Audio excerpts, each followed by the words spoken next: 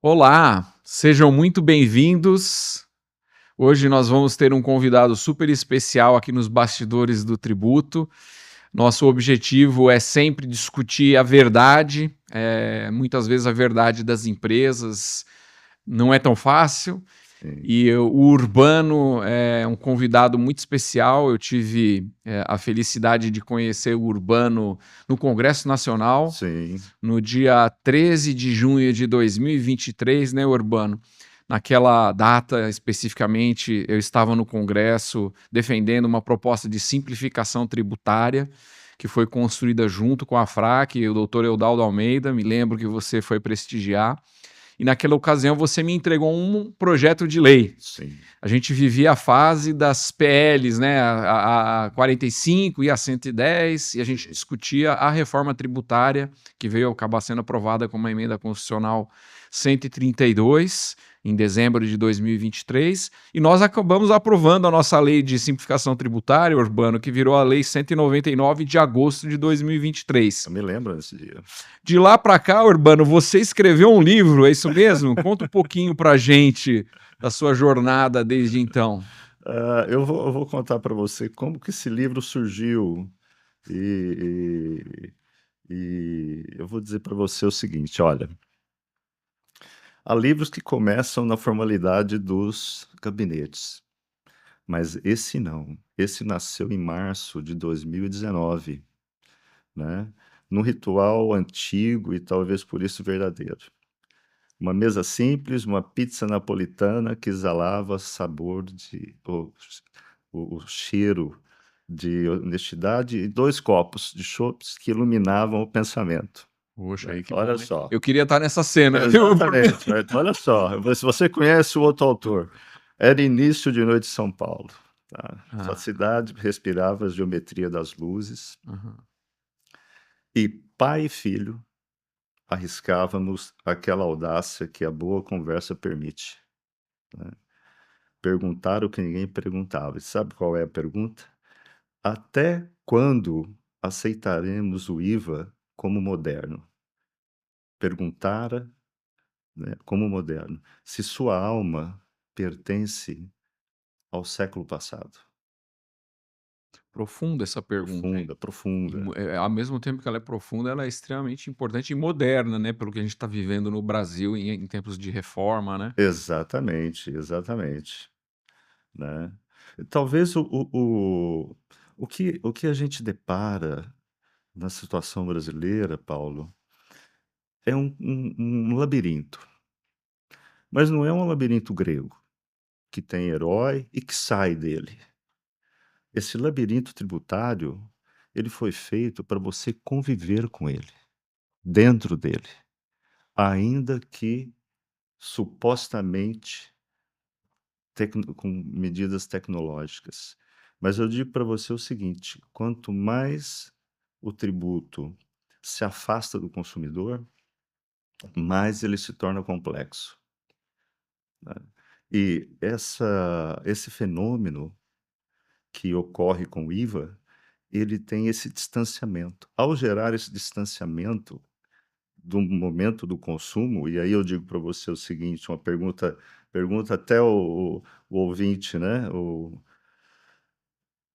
Quantas quantas, quantas vezes o produto tem que correr na cadeia de valor, né, de geração de valor, não só da própria empresa, mas de toda o fornecimento até o consumo, quantas vezes o IVA tem que Urbano, tributar? deixa eu te fazer uma. Eu queria. Eu vi que você já está entrando na explicação aqui do livro, mas eu queria só complementar, né? O Urbano, ele é economista, auditor fiscal, pesquisador e estudioso, além de ser autor do livro. O Urbano é uma das pessoas que eu acredito pensa muito parecido comigo, né? E gostaria de reconhecer isso, porque nossa preocupação naquele dia que eu te Sim, conheci sempre foi como a gente faz um país melhor, né? sim, Então eu queria esclarecer isso para o público dos bastidores no tributo, que a nossa amizade, né, e esse conhecimento, ele veio do profundo respeito pelo qual eu tenho por você e pela profundidade da sua discussão, do seu livro e da proposta que você apresentou no Congresso naquele dia 13 de junho, que eu acompanhei, eu estudei naquele momento, né, a gente estava em fase de estudos de propostas de reforma tributária, e a gente acabou tendo a PL 45 sendo a vencedora, mas também a gente viu naquele momento, né, Urbano, que o que era para ser simples, o que era para ser um imposto sobre valor agregado único, sem exceções, e que fosse muito fácil de operar, acabou se transformando pelas diversas casas, revisões, lobbies e negociações que aconteceram. Então, esse é um fato que hoje nos incomoda muito, viu, Urbano? Nós, do setor produtivo, que estamos aqui do outro lado operando as nossas empresas, nós vemos que a gente está um desafio enorme para conseguir interpretar o texto da lei que foi aprovado na emenda constitucional, nas leis complementares, nas diversas normativas e na complexidade tecnológica que é imposta pela reforma tributária. Além dessa dor que a gente sente no próprio setor produtivo, a gente compartilha da dor muitas vezes com o próprio fisco e o próprio ENCAT. Quando a gente conversa com o fisco e o ENCAT sobre a implementação, as normativas da reforma tributária, muitas vezes nem eles mesmos têm a resposta. Então, quando a gente está implementando um split payment, estamos implementando uma apuração assistida, o direito ao amplo crédito ao longo da cadeia produtiva, que é o que você vai tocar hoje na sua proposta, eu queria prestar esse esclarecimento para todos, né? Que isso daqui não é um voto contra a reforma tributária, isso aqui é um voto a favor da reforma tributária sim, e sim. um voto a favor do Brasil, que é um país Perfeito, maravilhoso, perfeito. que precisa realmente simplificar o sistema tributário para que a gente consiga resolver tantas desigualdades, tanta complexidade, tanto contencioso tributário. Sim. É por aí, Urbano, o seu É por pensamento? aí, meu pensamento é esse, você dar liberdade. Quando você utiliza impostos de valor agregado, o Estado ele acaba por entrar no sistema, e aí, a partir daí ocorre isso. Eu vou contar uma historinha. O IVA, assim, na época que ele foi surgido, fantástico, né, fantástico, foi uma modernização, por quê? Naquela época não tinha informação nenhuma. Em 1950, 1954, o IVA surgiu na França, né, por um auditor fiscal, inclusive. Em 1957, 58, a França ad implementa, e aí depois vai pela Europa, né, em 60, e em 67 aqui o ICMS. Então, o IVA, ou o Imposto de Valor Agregado, porque assim, o IBS e o CBS são os impostos, mas o método de coleta é o Imposto sobre Valor Agregado. Então foi uma solução inteligente para uma limitação informacional no século XX. Ele é um tributo que funciona em ferrovia, ou seja, saiu do agro, foi para a indústria, foi para o distribuidor, foi para o varejo e para o consumidor. Hoje em dia, não. A economia está multifacetada, né? Então você tem logísticas, você tem isso, tem serviços distintos, né? Bom, naquele ambiente era difícil identificar diretamente o consumidor final. Então, o imposto que existia naquela época na Europa era o IT, Imposto sobre Transações, e aqui era o IVC, né, Imposto sobre Vendas e Consignações, que eram impostos em cascatas, né? E o economista foi muito inteligente nesse ponto. Então, ele tributava a cadeia produtiva por etapas, com crédito, débito, compensação, como ele é hoje, né? Então, ou você vai.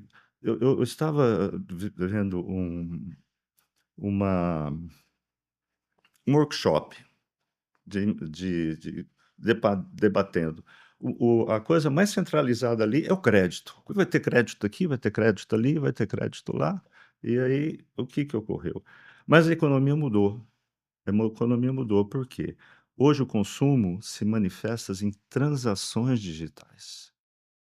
Nós temos hoje aqui no Brasil 97% das transações entre as empresas e os consumidores digitalizadas. 2% são movimentação com dinheiro de moeda corrente. Sim. E 1% está ali no cheque. Então, o grande problema aqui é que vou chamar esse imposto para ficar mais fácil, porque na verdade, eu também não, se houver amanhã ou depois uma mudança e tudo mais, eu também uso o termo IBS e CBS, porém num imposto direto, chamado estrito sensu. Então, o que é um imposto em estrito sensu? É um imposto que coleta diretamente do consumo quando o consumidor compra. No momento da compra, no No momento do momento pagamento. do pagamento, exatamente, O no momento do consumidor pagamento. consumiu, pagou, Acabou. recolheu. E aí, como funciona? Funciona da seguinte maneira, a gente volta para outras perguntas do IVA, mas eu acho importante diferenciar um tributo do outro. O IVA tenta coletar, só que o IVA promove aquilo que nós chamamos de pseudo não cumulatividade. Porque o IBS, o IBF é neutro, não é neutro. Para ser neutro, eu teria que ter uma alíquota única. Essa é a neutralidade. Se não tem alíquota única, a totalidade já É se aquela, foi. é aquela a origem era uma alíquota única, né? Exatamente. Mas acabou sendo Exatamente. aprovado com uma Pronto. infinidade de alíquotas Exatamente. Bom, e exceções, né? e o que ocorre? Ocorre o seguinte: o IVA ele vai tributando em toda a cadeia. Inclusive no livro tem exatamente o modelo entre o meu modelo, né? Assim, a comparação entre o meu modelo e o modelo da reforma que está aí. O IVA ele tributa, ou o IBS tributa, sobre a CPP. O que é a CPP? A contribuição Previdenciária. patronal. E também tributa sobre a CSLL Uhum. e tributas em cima do imposto de renda. Então, há ali uma cumulatividade oculta. E a gente brinca na economia, assim, que o IVA, para ser neutro, ele tem que revogar a lei da oferta e demanda. Uhum. Sim, sim. Esse é o grande X da questão. O IVA nunca. Então, qual é a diferença total? O IVA tributa a cadeia inteira. O IBS, o estrito sensu, não tributa a cadeia. Pegando Você esse. tributa somente o momento do consumo. Deixa eu pegar esse gancho que Vamos lá. você colocou aqui, né? Você tem uma frase no livro que esse imposto de valor agregado, que a gente conhece agora como CBS, Sim, sim. e que a gente já conhecia ele como ICMS, como IPI, como PiscoFins, ele tributa a cadeia de produção para tentar alcançar o consumo. Exatamente. Enquanto o imposto novo que você está propondo, que a gente pode chamar de IBS de consumo ou CBS de consumo, Sim. que é o stricto sensu, Estrito sensu. ele tributa o consumo final para liberar a cadeia produtiva dessa burocracia e desses controles, é isso mesmo? Exatamente, exatamente. Entendi. Exatamente. Outra coisa que você fala aqui no seu livro, e aí você já me explicou isso, eu já entendi a sua mensagem, é que o imposto de valor agregado é um tributo do século XX, tentando resolver problemas do século XXI. É isso mesmo? É isso mesmo, Aham. é isso mesmo. E você pode perceber que quanto mais ele tenta resolver o problema através da tecnologia, mais ele se complica. Por quê? Porque é um imposto que não tem capacidade de conhecer o consumidor. Ele é um imposto que se diz imposto indireto sobre o consumo, mas desconhece o consumidor. Na verdade, o IVA, e agora nós podemos sintetizar essa fala da seguinte maneira, Paulo: o IVA não é um imposto sobre consumo. O IVA é um imposto que tributa a produção e carrega toda a ineficiência que ele gera ao consumidor. Tem um estudo de um economista chamado Ueda, eu coloco esse estudo aqui no livro, que ele fez sobre 26, 26 países da União da União Europeia, né? Não 26 países da OCDE, os maiores países da OCDE Aham, que usa o IVA, né? sim. O único que usa sales tax aqui é o americano, né? Então, depois a gente vai voltar nessa questão do sales tax, porque o pessoal acha que o tributo que está sendo ofertado agora é sales tax, e não é, mas a gente. Bom, então o que que acontece? Ele colocou durante 30 anos, eles perceberam que o IVA não tributa o consumidor, ele tributa a cadeia produtiva. Isso está muito claro para nós aqui, Muito.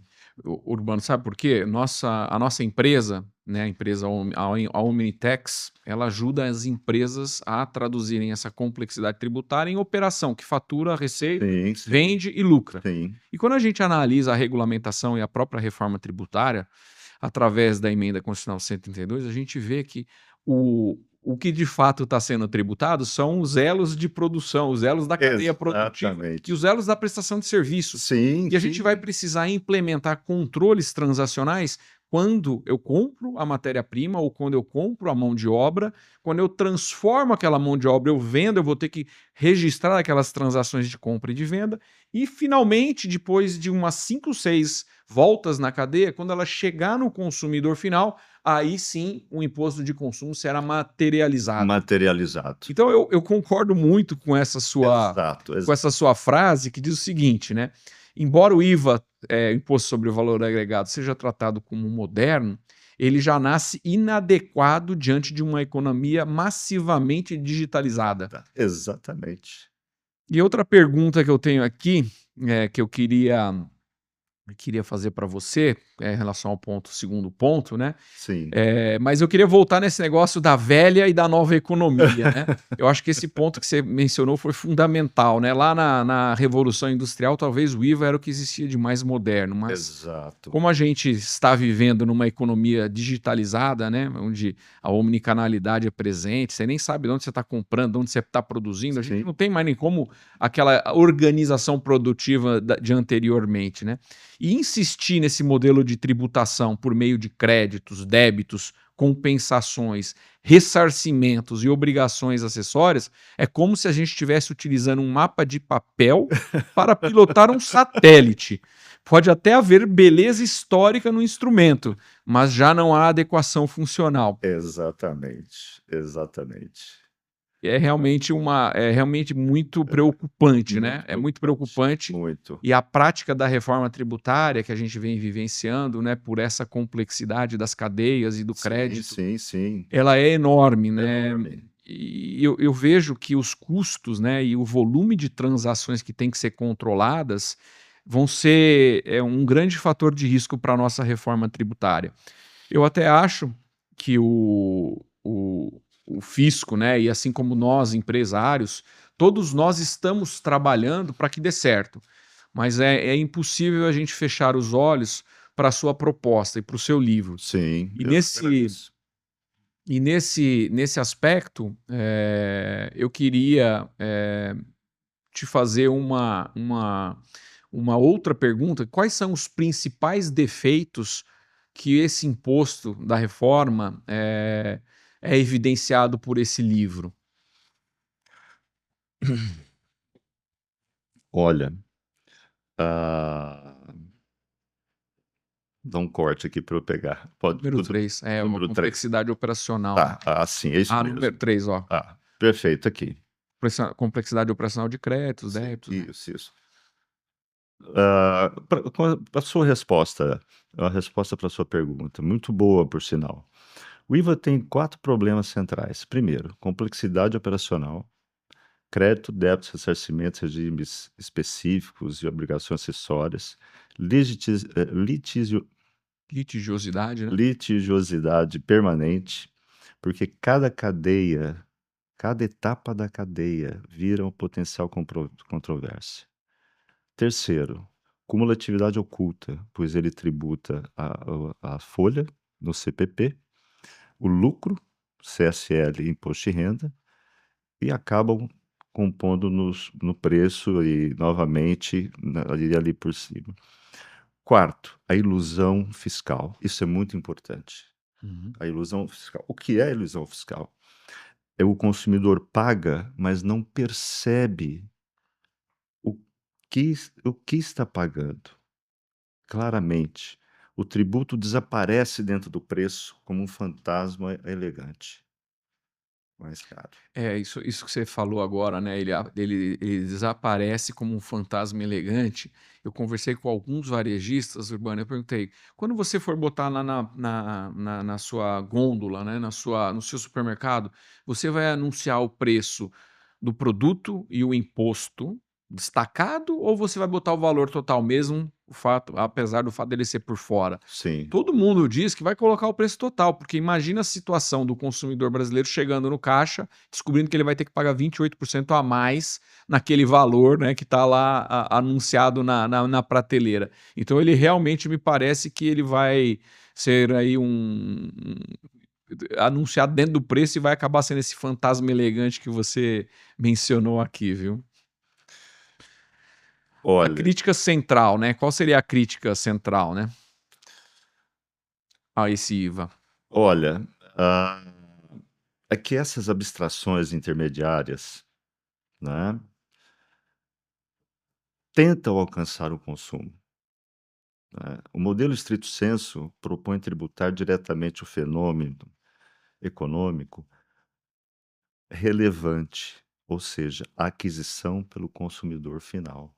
Porque o IVA não enxerga o fenômeno, ele vê sombras. Ele precisa dessas sombras porque ele tem que reconstituir o valor que chega até as mãos do consumidor final. Isso é impossível, porque ele deturpa toda essa relação. Não só deturpa toda essa relação, como depois a gente pode até conversar o surgimento do que a gente chama a economia de peso morto tributário. Então, quando tem a curva da oferta e da demanda, né, e entra o tributo, essa curva ela mexe para a esquerda e o que que ocorre? Deturpa a eficiência da troca. E aí a produtividade cai muito. Então, aqui no Brasil, o peso morto tributário, ele tem, assim, é coisa de bilhões, tá? Coisa de bilhões, que são uma riqueza não gerada. Deixa eu voltar aqui então agora para Sim, esse ponto do livro, né? O livro, vamos. ele chama Reforma Tributária, a oportunidade perdida. Ex Qual foi a oportunidade perdida? a boa pergunta. Qual é a oportunidade perdida, né? Ah, eu vou falar para você assim, eu sou trabalhador do IVA, né, e, eu acho que o IVA, ele já não consegue mais, tratar com a economia, eh, assim, digitalizada, né. Mas a oportunidade perdida foi a de fazer uma reforma estrutural e não apenas uma reorganização nominal. O Brasil substituiu tributos antigos pelo IBS, mas preservou a lógica do IVA, ou seja, o Imposto sobre Valor Agregado. Essa tributação multietapas, cadeias de créditos e débitos, incidência sobre a produção e dependência de um sistema complexo de compensações mudaram as placas do labirinto, mas o labirinto permaneceu. É impressionante, né? Quando a gente analisa a arquitetura que está sendo construída pelo fisco no papel da Receita Federal, tecnologia do SERPRO, e quando a gente analisa a tecnologia construída pelo Comitê Gestor IBS, liderado principalmente pelo ENCAT, a gente vê que essa tecnologia necessária para operar esse labirinto, né, essa tributação em multietapas, essa cadeia de créditos e débitos e a incidência sobre a produção, né, a gente precisa, Urbano, eu fiz alguns levantamentos, estimamos que os custos de desenvolvimento dos dois sistemas, né, é por na casa de 17 bilhões de reais. Então é um sistema altamente custoso, Custoso. complexo e que vai exigir não só o investimento do fisco, as empresas estão tendo que se redesenhar do ponto de vista tecnológico para poder acompanhar toda essa cadeia de tributação que acontece no seu processo produtivo ou de prestação de serviços. Então, realmente, eu fico com a sensação que não é um tributo sobre um consumo, que é um tributo sobre a produção, que nem você está dizendo aqui no Exatamente, livro. exatamente. Assim, quanto aos colegas que desenvolveram, assim, rendo homenagens. Porém, esse tributo não é um tributo que esteja agora no sistema, eh, que de aproveitar uma reforma verdadeira, né, de começar uma pergunta correta, né. Eu vejo assim, da seguinte modo, ah, como eu falei um pouquinho antes, o labirinto está sendo feito para você, eh eh, conviver ali dentro. Vai ganhar quem E vou conseguir dizer navegar melhor no e vou labirinto, né? Quem conseguir chegar lá no final do labirinto. e digo para o empreendedor brasileiro que, eh, com o estrito senso, ele passará a dormir tranquilo, né, porque antes com o IVA, ou o valor agregado, ou o sistema que está aí hoje de tributação multietapa, ele, não sabe se cometeu um erro voluntário ou não. Outra coisa que eu pergunto: "Ah, sim, vai ser uma uma tributação assistida?", mas eu pergunto o seguinte: a simplicidade dessa tributação assistida não garante ao empresário de que ele vai ter que tirar ou diminuir o pessoal que trabalha no compliance fiscal. Pelo contrário. Urbano, deixa eu te fazer uma pergunta para facilitar o meu entendimento aqui, né? Na sua proposta, que eu queria que você falasse para nós, assim, qual é a reforma tributária verdadeira, mas antes de você entrar nesse ponto do estrito senso, que eu acho que esse é o objetivo agora, Sim, sim. eu queria fazer uma imagem visual do que seria essa proposta. Todas as atividades produtivas de uma empresa ou de um comércio, não, comércio já é um pouquinho complicado, pode ser consumo final, né? Ou de uma empresa ou de uma prestação de serviço que não são voltadas ao consumidor seriam desoneradas. E o pagamento só vai acontecer lá na frente do É. consumidor. É essa a ideia central? Exatamente, mas esse sim, é exatamente esse, né. A diferença entre o pessoal, assim, chama esse estrito senso de sales tax, mas não é um sales tax. Eu tenho que elucidar essa questão para poder, o sales tax, ele ainda é indireto, porque ele necessita de que o vendedor emita uma nota fiscal para surgir um fenômeno, entendeu? Esse aqui não. O que que acontece? O estrito senso, ele se utiliza do meio de pagamentos, não é o banco que vai ser responsável. O que que ocorre? A hora que ele passa um cartão, o que que ocorre? O meio de pagamento sabe que ali é um consumo. Ele já adiciona, por exemplo, a alíquota dele, não é 28, a alíquota dele é 15. Opa, peraí, você está falando de redução de carga, é isso mesmo? Isso mesmo, Puxa vida, isso mesmo. A alíquota isso aí dele é é um 15. milagre, É seria um milagre. Então o que que ocorre? Ele é um tributo direto sobre o fenômeno, ele vê o fenômeno, o IVA não vê o fenômeno, o IVA Sales Tax também não vê o fenômeno, ele só vê o fenômeno quando tem o documento fiscal emitido. Nesse caso, a gente veria antes de ter um Antes, e movimento. o que acontece? Os meios de pagamentos, que aí se torna, então, uma entidade pública, né? Os meios de pagamento, a hora que ele faz o lançamento, ele já emite um recibo, tanto ao fisco, tanto ao O adquirente, contribuinte o contribuinte, consumidor, não, o que não é consumidor. nem a empresa, é o consumo. Então, por exemplo, vamos lá aqui. Uma vez estava numa confederação. Então, disse assim, olha, você vai importar um insumo, não vai ter tributo. Você vai produzir, não vai ter tributo. Você vai vender aqui dentro, não vai ter tributo. Até o momento que chegar na mão do. Isso que você está descrevendo para mim seria um paraíso. Eu acho que milhares de empresas voltariam para o Brasil. Com certeza, com certeza. Não, outra coisa, quando a hora que tira a CSLL, eu já derrubo 9%. Sabe por quê? Porque esse tributo, com 15%, ele consegue arrecadar quase que o dobro esperado da nova reforma que eles estão vieram o pessoal do FMI e mais ou menos eles ah, setaram em 1,5 trilhões. Só que o IVA tem uma base pequena, Entendi. O tamanho da base é que muda. pequena, e isso é importante, né? Não sei se vamos colocar aqui da seguinte maneira. Tem aqui na América Latina chama CIAT, né? Que é Centro de Tributação, de Controle de Tributação.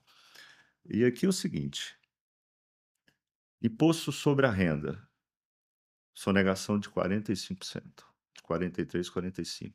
Imposto sobre consumo, de 38%. O Brasil não está diferente. Agora eu digo para você, O CIAT fez um estudo na América Latina e chegou América a esses Latina, esses percentuais. E o Brasil percentuais, está parecido. está parecido. E digo para você assim, eu tenho o estrito sensu, ele tem em vantagem da seguinte maneira: 97% das transações são digitais e 2% em valor, em valor em moeda corrente. Então eu tenho só 2% de possibilidade de sonegação. Eu acho que essa questão da ampliação da base, né, com esse imposto que você está propondo, Com no a vínculo informa com o pagamento, né, Isso, você reduz ali a questão da evasão, da informalidade, e por isso a alíquota pode ser menor, menor, exatamente. ela pode chegar em 15% em vez de 28%, que hoje a gente Não, tem aí previsto. se for para arrecadar 1,5 trilhões, eu ponho 8%. Mas o que que ocorreu?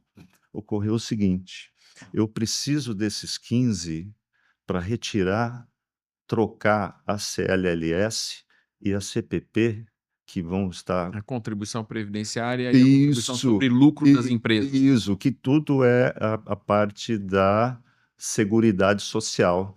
Então, a CBS vai cuidar da Seguridade Social, ou seja, nós vamos quase zerar os 300 bilhões da reforma da Previdência. Tá. A proposta ela tem o IBS stricto sensu e o CBS stricto sensu. O Exatamente. CBS stricto sensu será utilizado na sua proposta para cobrir os custos previdenciários e com isso a gente acaba com a contribuição previdenciária Sim. e a gente também acaba com a contribuição sobre lucros das empresas, é isso? E outra, você troca um tributo sobre salário por um tributo sobre consumo, ou seja, você, toda a cadeia vai colaborar para. Você costuma dizer uma frase aqui no livro, né? Tributar o consumo final liberta a cadeia produtiva. Exatamente, Ah, exatamente. muito bom, acho Olha, interessante. é muito interessante, muito interessante. Olha, eu fiz os como se diz, Os os cálculos? cálculos, e uma, duas, três, quatro, cinco vezes reformando isso aí. E aí, cada vez que eu via só, peraí, então vou tirar isso aqui para, né? E tem um estudo muito interessante, até feito pelo Canadá, que o Canadá tem uma tributação interessante, né? Porque o pessoal fala que o Canadá tem um IVA. Ele tem um IVA de 5%, sim, mas ele faz uma harmonização com algumas províncias. Então é chamado de Harmonized Sales Tax, porque as províncias têm Sales Tax e o federal, né, o nacional, né, porque ali tem o IVA. Então, o que que eles fazem? As províncias às vezes não querem ter a máquina fiscal, então eles entregam para a agência nacional, que é a Canada Revenue Agency. E aí o que que a agência nacional faz? Ela soma 5% ao 7% ou a 10%. Então ela cobra direto 15%, igualzinho o que o Distrito Censo vai fazer, Você está dizendo aqui que o estrito sensu ele também é monofásico, monofásico, transparente e arrecadado digitalmente. digitalmente. A gente deixaria de tributar indiretamente a produção e passamos a tributar o consumo. Exatamente. Para mim, isso seria uma proposição neutra, né? O contrário do que a gente está vendo na reforma tributária, Sim, onde a gente tinha a expectativa que ela fosse neutra e a gente, na verdade, vê um jogo de rouba-montes, né? O jogo de rouba-montes porque a gente penaliza o setor de serviços, sim, produção de software, onde tem um aumento de mais de 300% na carga, né? Estou aqui no ponto número 9. sim, sim, Enquanto a indústria e comércio são beneficiados, né? Essa análise, né, de beneficiados era análise antes da gente entender toda a complexidade desse modelo tecnológico que está sendo implementado, né, por essas multifases que são os controles de créditos e débitos entre cadeias e a vinculação com os pagamentos, o split payment, a apuração assistida. A gente começou a ouvir até que a indústria não está muito feliz com a própria reforma tributária, o que para mim é uma surpresa gigantesca. Porque a princípio a reforma veio da PL 45, veio do CECIF, veio da CNI, da Fiesp. Então, realmente, a gente está precisando de uma luz aqui. Mas, Urbano, se a gente fosse implementar essa nova modalidade do IBS sobre o consumo que você prega, a gente teria que ter uma nova emenda constitucional ou isso aqui seria uma lei complementar? sim. Não, não é necessidade de mudar A emenda a constitucional. emenda constitucional, né? Não há necessidade.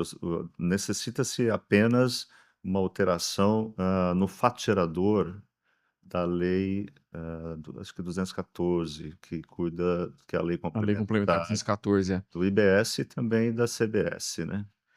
Qual que é a imagem mais simples para explicar o IBS ao ouvinte? Qual é essa imagem que você criou? Questão do pedágio, como é que é? É 12.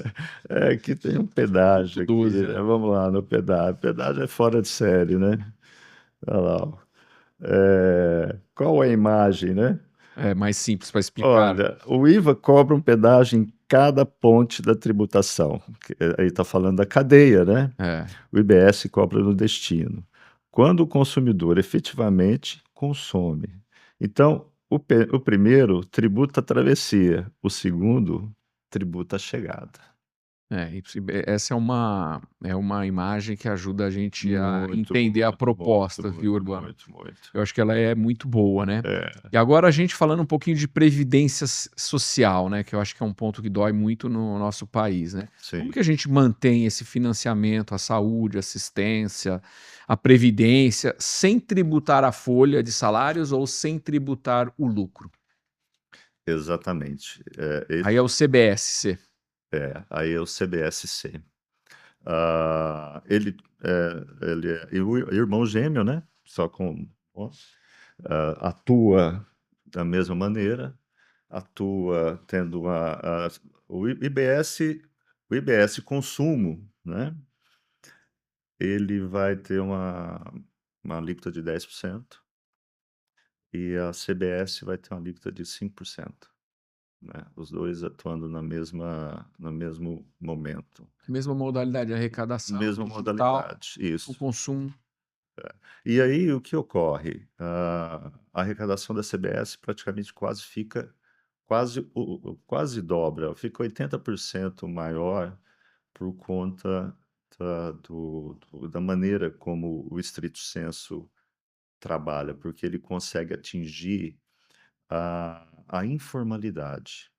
Porque hoje, Paula, a gente vê, e a gente vê de uma maneira muito drástica, que a informalidade existe porque é muito caro para ele ser Formal, para ele formal. recolher e pagar os tributos Exato, devidos, né. O exato. custo é absurdo. É um absurdo. O custo de compliance, você imagina hoje esse pessoal investir em ERP, às vezes uma pequena empresa, mas é, é, é o, é a microempresa, mas a microempresa é uma lei tão, como é que fala, de simples ela não tem nada. É. E eu coloquei um capítulo aí um capítulo muito interessante que coloquei aqui para você. Pensei o seguinte, olha, ah, o fim do labirinto para o simples startup, Uhum. a renascença da liberdade econômica. Tá Por quê? certo. A única coisa que eles vão ter que pagar é imposto de renda presumido, ou lucro real, aí é com eles, né? E os 11% do trabalhador, porque a CPP foi retirada, a CSL foi retirada, né? Então só fica o peso do imposto de renda. Urbano, eu gosto muito dessa proposta, porque eu vejo que o nosso país está perdendo muito investimento e muitas empresas estão em dificuldades Muito, financeiras. muito, São vários os fatores, mas a dificuldade de operar no Brasil do ponto de vista tributário, ela é gigantesca. muito. Existe o estudo do Custo Brasil, que a gente até já conversou sobre ele, né? Onde é o segundo maior ofensor na viabilidade das empresas é justamente honrar e pagar tributos. Exato. Essa sua proposta, ela além de simplificar o funcionamento da cadeia tributária, ela não prejudica as bases de empregos, as bases de investimento, as bases de lucro e mantém a saúde e a condição da arrecadação, tanto do ponto de vista federal, estadual, quanto municipal, e você está adicionando aqui o pacto além do pacto federativo, a questão da seguridade, né? Da A seguridade. E seguridade, com sim. isso, se essa proposta viesse a ser uma nova lei complementar, né? A gente poderia mudar o curso dessa história, onde nós temos perdido muitas empresas jovens, né, empreendedoras, Sim, que sim, não sim, conseguem se sim. viabilizar. Então, eu acho extremamente relevante essa proposta sobre esse aspecto do aumento da competitividade do nosso país. E outra coisa muito interessante é esse papel da CBS, né, que em vez de financiar esses direitos por meio de folhas, da folha de salários, do lucro e do faturamento empresarial, a gente financia a seguridade sobre o consumo final. Sobre o consumo final. Tem um professor de economia da Universidade de Heidelberg, falou assim que o século XXI deverá esquecer a tributação sobre as empresas e tributar só o consumo, né? Eh, Quando eu concebi o modelo, não tinha, eu ainda não tinha essa leitura. E a partir daí eu me senti mais tranquilo de ter um pensador, né, informador de opinião, pensando da mesma maneira, né? Eu falei, pô, eu acho que eu estou no caminho certo. Foi onde que eu comecei, então, o livro de escrever a respeito disso, né? Eu estou vendo aqui também, né? Você fala que O CBS, como está antes dessa proposta, né, a contribuição previdenciária incide sobre a folha de salários, né, no número 14, e, Sim, portanto, encarece o emprego formal. sim, Em uma economia com informalidade, né, onde a gente tem a pejotização e as novas formas sim, de trabalho, sim, sim. insistir em financiar a seguridade através da folha é punir aquilo que deveria ser estimulado. Exatamente, exatamente. O Brasil tributa em 20% o salário, né? O México não tributa nada. Então, a base para você ver a situação, né? Então, o que eu digo assim, a maneira como a CBS vai atuar e ao deixa eu ver, Desindexar ou de- desonerar? desonerar, né?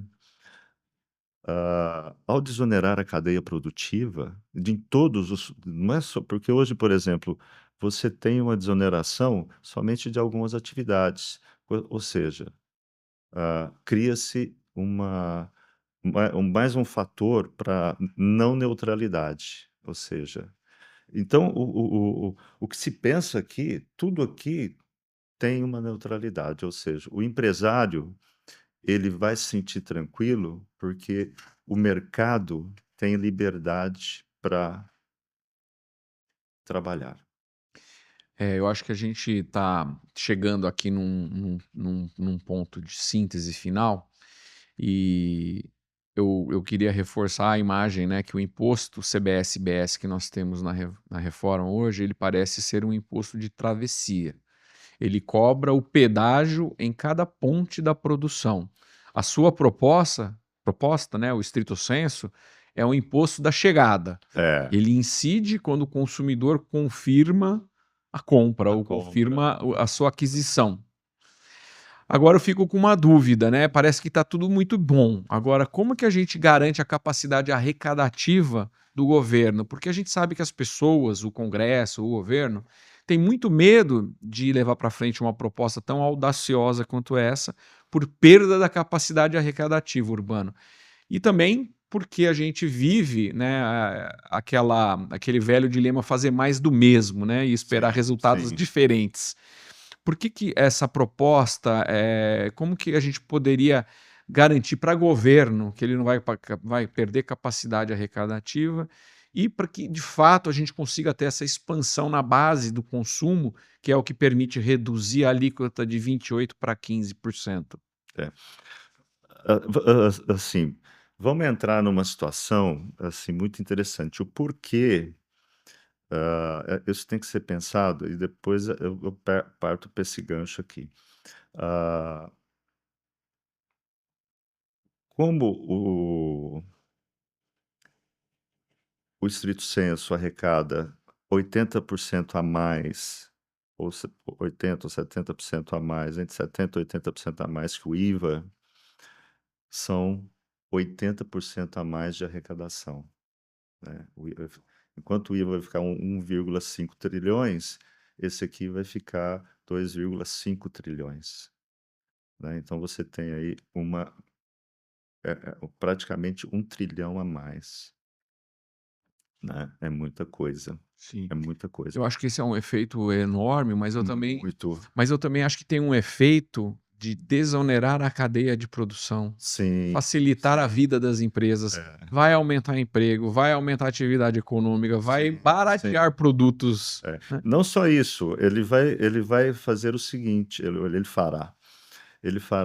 O tributo fará o seguinte: ao invés de ah,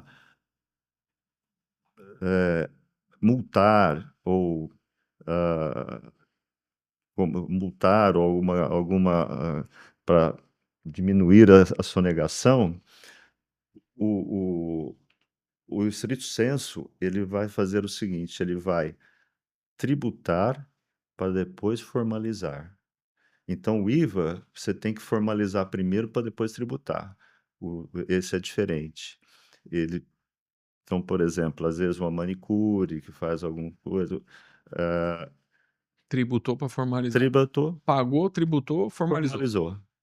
Formalizou. Não formaliza para depois tributar. Entendi a analogia. Exatamente. Agora, o que acontece entre o estrito sensu e o IVA é que o IVA é ineficaz em grande percentual.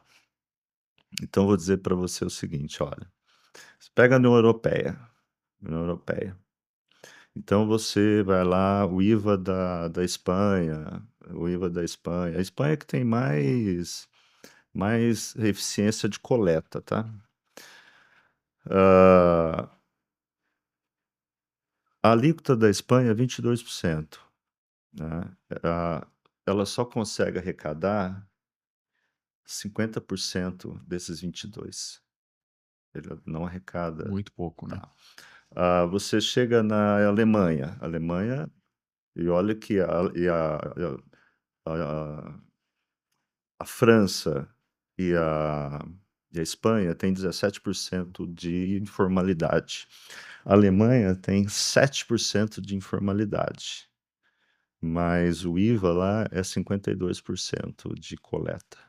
Então a alíquota está em 20% e ele só consegue coletar 52% disso. Uhum. Por isso é que a alíquota é alta, por conta da própria eficiência do IVA. O IVA não é um tributo para modelar, ele é um tributo para arrecadar. Porque na época que ele foi construído em cima de um IT, que era um imposto à transação, e aí ele teria que arrecadar, né? E acho tudo bem, só que a alíquota ela baixa, ela baixa, ela baixa. O único que tem uma boa coleta é a Nova Zelândia. A Nova Zelândia tem um IVA de 10%. E ele coleta 80%. Por quê? Por causa da alíquota. A alíquota é menor, Quando a coleta mais. alíquota passa de 15%, as pessoas começam a informalidade. Eu tenho visto essa discussão muito forte, né, no Passou os varejo, né? 15%, A alíquota de 28, ela realmente assusta muito. E eu acho que essa correlação, né, de tamanho de alíquota para a informalidade, ela é muito importante. Nós não podemos muito perder forte. Muito. essa analogia, essa comparação de vista, né? Sim. Se você tivesse que resumir aí o livro em uma única tese, qual seria? O livro, É, nossa, agora você me pegou, hein? 17, o ponto 17 aqui. Agora você me pegou. Olha, o Brasil não precisa apenas simplificar tributos. Ele precisa mudar o ponto de incidência. É por isso que eu consigo mesmo, assim, só altera a lei complementar, né? Não Não a emenda emenda constitucional constitucional. 132. Continua chamando IBS e CBS. O caminho é deixar de tributar a produção com o nome de consumo e passar a tributar o consumo de forma direta, transparente e digital. E qual a frase que o senhor gostaria que o ouvinte levasse para casa? Olha, o imposto de valor agregado, ele tributa a cadeia para tentar alcançar o consumo. O estrito sensu tributa o consumo para libertar a cadeia. Espetacular. Espetacular. Espetacular. Eu tenho desenvolvido sistemas, né, para conseguir ajudar as empresas e essas cadeias produtivas a conseguirem acompanhar o crédito que lhe é devido. Sim. E eu tenho visto uma dificuldade muito grande, tanto do ponto de vista das empresas, dos sistemas e até mesmo do fisco urbano. Então, eu queria agradecer profundamente por essa conversa, né? E também por não desistir do Brasil e ter publicado seu livro. Sim. Eu me lembro que em 13 de junho de 2023 você falou, Paulo, eu tô com essa proposta. Eu me lembro, era uma proposta dessa grossura, né, Urbano? Era bastante. Eram muitas folhas e falou assim, olha, depois quando a gente conversou e a reforma foi aprovada, falou assim, eu ainda não desisti, agora eu vou escrever um livro sobre isso. Vou escrever um livro sobre isso. E ao mesmo tempo que você escreve o livro, a sua proposta, eu acredito que ela continua tendo um componente fundamental, que é resolver vários problemas que a gente está vendo agora na implementação da reforma Sim, tributária. sim. Essa tributação da cadeia produtiva ou o controle de créditos e débitos é extremamente complexa, extremamente custosa. E a ampliação da base e a liberação das empresas para operarem, para produzirem, para que simplifique toda essa operação é muito importante. Então, eu acredito que a gente continua tendo uma responsabilidade cívica, viu, Urbano? Sim, Nós dois aqui, sim. de continuar lutando para que esse país encontre, né, soluções adequadas e melhorar a sua posição. Eu gostaria só antes de terminar, né, colocar aqui não só para os empresários, mas também para os contadores. O contador agora não vai ser aquele que defende o, o contribuinte do fisco, vai ser aquele que ajuda no sistema financeiro da própria empresa, né? Você tira o contador ali de ficar pensando, né, de como defender da empresa, porque às vezes tem uma normativa que surgiu e tudo mais, porque o labirinto é assim, né? O contador vai passar o quê? Vai passar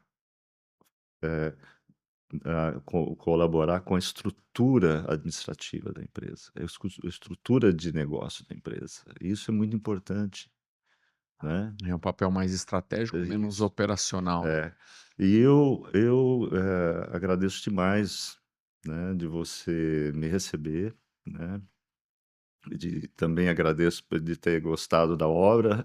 Isso aí. Eu sei que você não leu ainda, mas Muitas coisas, né? é, Eu li o projeto, lembra é, disso? é, Eu li o projeto, né? é. Muito obrigado, viu, Eu Urbano? que agradeço. Espero que a gente esteja aqui no próximo ano com uma lei complementar do stricto sensu Ah, em mãos. eu acho assim, para iniciar uma avalanche, eu preciso só de um floco de neve, né? Porque depois isso vai distribuindo, né? As pessoas, eu acredito que ah, talvez as pessoas que tomaram as decisões a respeito disso, não conheceram ou tiveram medo, né? Porque eu peregrei pelo Congresso. Mas isso aqui é muito É muito choque, né? muito É uma choque, mudança profunda, né? profunda. A E o socie medo é gigante, né? Exato, é gigantesco, é gigantesco. Então, a a sociedade agora, se puder debater e pouco a pouco isso vai trazendo mais, segurança, e aí, né, e aí sim. As coisas não podem ser feitas eu digo aí, até na parte do meu livro, eu digo o seguinte, que o governo não pode lidar com o mercado com tambor, porque é isso que ele está fazendo agora. Ó, se não fizer isso, é a multa, isso é tal e aquilo, né? Algumas coisas, e o empresariado está tentando se adequar, né? Então eu digo assim, olha, o governo não pode utilizar o tambor contra o mercado, ele tem que tocar piano. Como? Porque é uma harmonia. Eu até comparo, porque é o seguinte, não é mais o governo agora que interessa, é o consumidor. Porque o governo, ele vai receber a parte da riqueza através do consumidor. O consumidor é o maestro da economia. Sem ele, não tem nada, né? Tanto assim que Musgrave, assim, tiro de Musgrave da seguinte maneira: ah, Musgrave é um economista, né? Nós temos que tirar o Estado, né?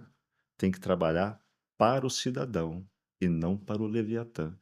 E você vê que o Leviatã brasileiro aqui está muito, né? Está muito alto, Tá, com certeza. com certeza. Concordo com você. É, Muito obrigado, viu, Urbano? eu que Espero agradeço. recebê-lo em breve Com aí. certeza. Conte com o nosso apoio. Não, O Brasil precisa muito de pessoas como você, né, de pensamentos diferentes, que são embasados na técnica, no estudo, no conhecimento. Não é uma ideia que não foi testada, é uma ideia moderna, moderna. moderniza a questão tributária no Sim. país, que é tudo que nós precisamos. Muito obrigado. Eu que agradeço. Muito obrigado. E os ouvintes também, né? Obrigado.